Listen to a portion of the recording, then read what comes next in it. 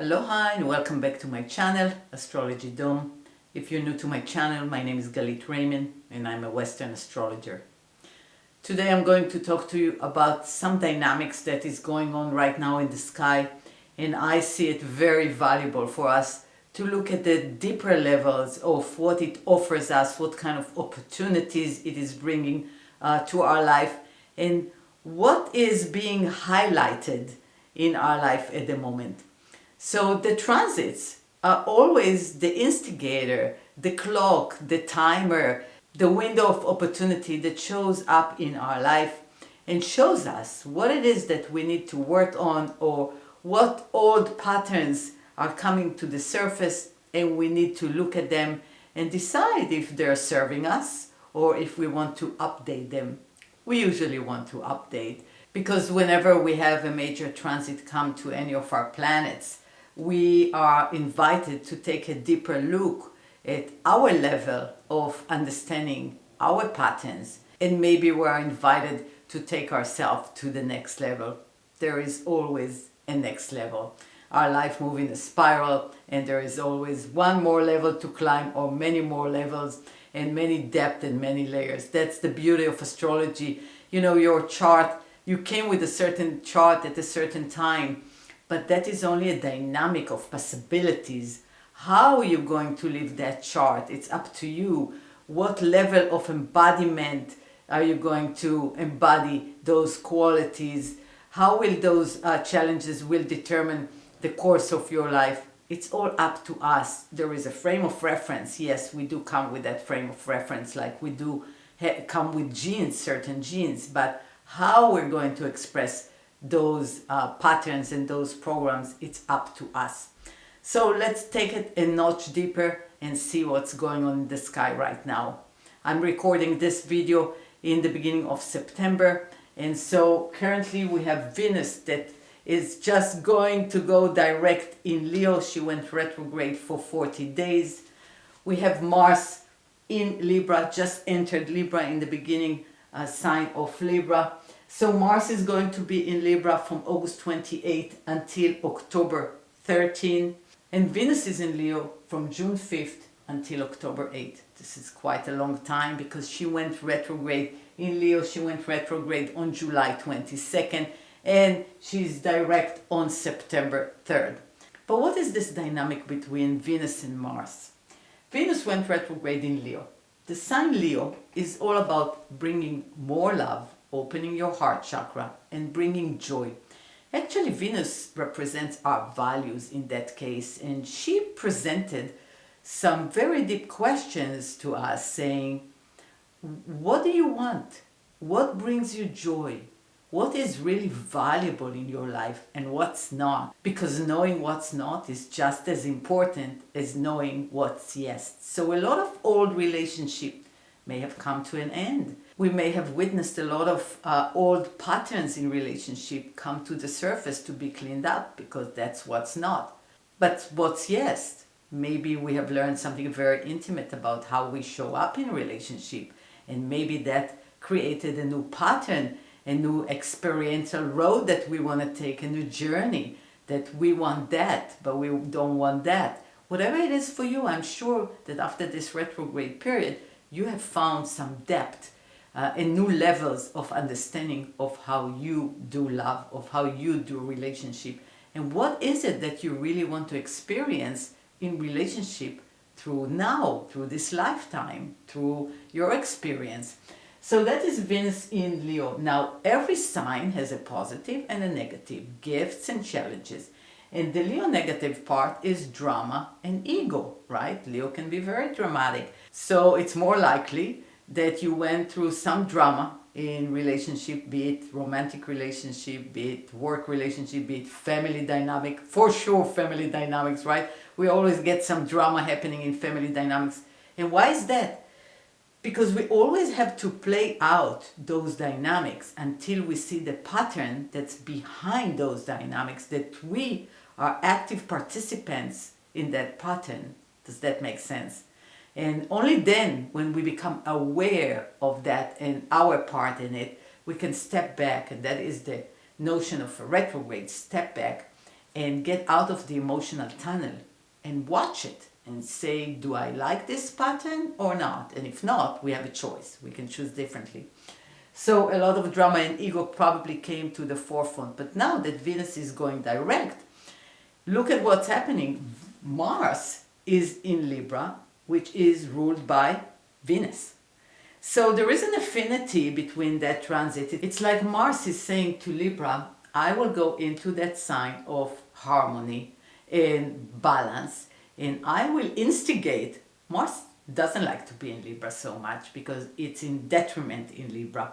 But what Mars in Libra can do is bring our attention to the actions that we take that are not in congruence with Mars's nature, which is courage. Mars in Libra is not courageous. Mars in Libra is showing the detriment of that side and can be judgmental and pleasing. Let's not make waves. Let's not change what's happening. Let's be pleasing. Let's be nice. But you know what happens when you do nice and you don't own your truth? Mars is the ruler of Aries. Speak your truth. When you don't speak your truth, you become very resentful. And when you become very resentful, you become passive aggressive. That is Mars in Libra. That is the negative side of Mars in Libra. So Mars is telling Venus, oh, you found out what it is that you love to do. You found what brings you joy or how you want to be loved. Now it's time to change those underbelly, those shadow patterns of your connection with others, or the way you do your patterns with others. If you carry any relationship trauma from your home, and we all have some relationship trauma from home, if you carry some old outdated patterns, maybe it's time to see where you're not telling yourself the truth, where you're not courageous, where you're not showing up and speaking your truth to others, right? You want to be pleasing, you want to be nice. Venus wants to be nice in Libra. Libra wants to be nice, but Libra on a bad day can be very judgmental. On a good day, Libra can have grace and balance. Those are the higher qualities of Libra. So what are we bringing to the surface? Are we creating more balance and grace, or are we creating judgment? These people are to blame. I'm the victim. They did it to me. It's their fault. He said that, she said that. We all know that story of not owning our own parts in relationships. So I think this is a complementary transit of Mars in Libra saying, let's talk about your actions. Let's talk about our actions. Let's take responsibility for our actions and how we show up in relationship, because the way we show up will reflect through the relationship. If we see results that we don't like in our relationship or in any part of our life, we need to take a look deep inside and say, what do I believe down inside in regards to that part of my life? And figure out why we see that relationship, right? We only manifest the quality of the vibration that we are inside. And you know that. So let's take it a notch deeper. The North Node and the South Node have transferred from the axis of Taurus Scorpio into Aries and Libra. This was in July 18, 2023. They're going to stay in that axis until January 11, 2025. Now, with the South Node in Libra, the South Node is always that part that is transiting and is going to show us the collective shadow, what we all as a collective need to work on. And by having a collective shadow in Libra, we're going to see a lot of disharmony, a lot of clashing. And clashing because Libra, as we said, can be very judgmental. And so you are wrong, I am right, kind of a thing. And many people will clash their opinion because they're believing that they're really just and fair and their truth is the only truth. You know these people? I know a lot of them. And I see them all over the news, isn't it? I'm right and you're wrong, and let this political party win, or let this political party win.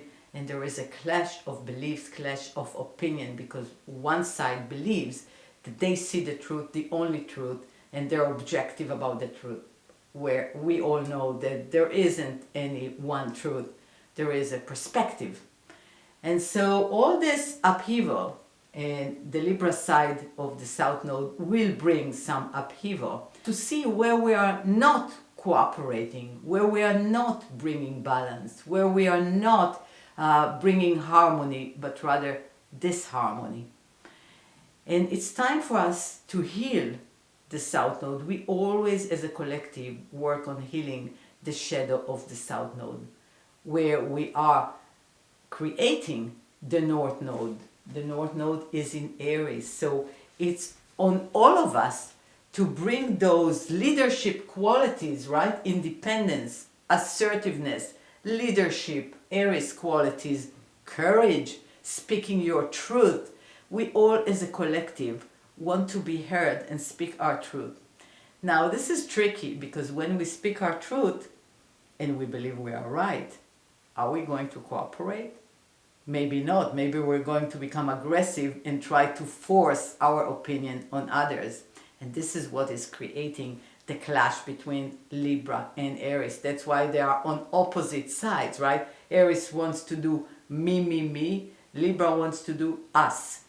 So how is this going to be played out in the world? Well, we are already seeing it playing out, and Pluto in the last degrees of Capricorn is showing us that many structures of political structures, social structures are crumbling because we are going to rebuild them in a different way, maybe in a more equal way. Already started this transition this year for a couple of months. So it will bring more equality to those social structures. But in order to bring more equality, first we have to see the places where we don't have equality and we have imbalance and we don't have cooperation, but rather we have friction and we have wars. So this Aries quality that we're all adapting on a collective level will bring people into the streets saying, we want independence. And look at what's going around. This is happening already. You all see that all over the news. But in your own life, in my life, in our life, personal life, we also want independence. We want to be heard. We want to become really who we are. We want to speak our truth. We don't want to hide anymore. We don't want to please anybody anymore. We don't want to anybody infringing our boundaries. We don't want to sell ourselves short. We want to speak our truth, but we have to remember that this axis of the Aries Libra goes together. They complement each other. They're not against each other. So we need to speak our truth, but we also need to cooperate. We need to be independent, but we also want to be with others. We have to have this delicate dance of being our true self, independent, leadership, leading our life, but also being together with others and having good relationship with others and finding the middle ground. It's always about finding the middle ground. Not easy, isn't it? So how are we going to do it? Trial and error. That's usually how we do that, right? We try this, doesn't work, we try that, doesn't work, we try that, until we assume responsibility. And it's on us to create a change and affect that change in our patterns first, and then ripple it out to our family, to the people that are close to us, to our community. And maybe that's the way we can affect the change into the world. The other thing that's going on is the eclipses. So whenever the nodes are going through a couple of signs, this axis is being highlighted by eclipses.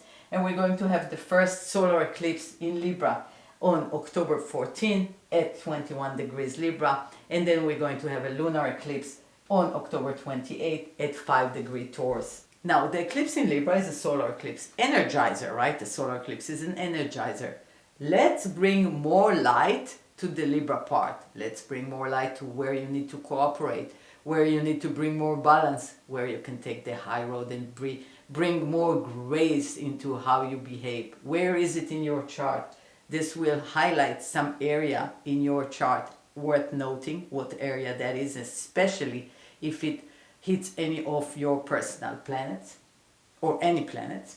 Then we have a lunar eclipse at 5 degrees Taurus, actually Taurus is also ruled by Venus. Taurus is all about our values, our self-worth, self-care, sustainability, finance, and how we take care of our resources, whether it is planetary resources, that we see some major shift in the planets, or it is our personal resources. And what are your resources? Those are your personal tools that you can go out there to the world and bring money doing that work, providing that service, creating some sort of energy that brings you finance in return, because Taurus is definitely interested in financial security and stability.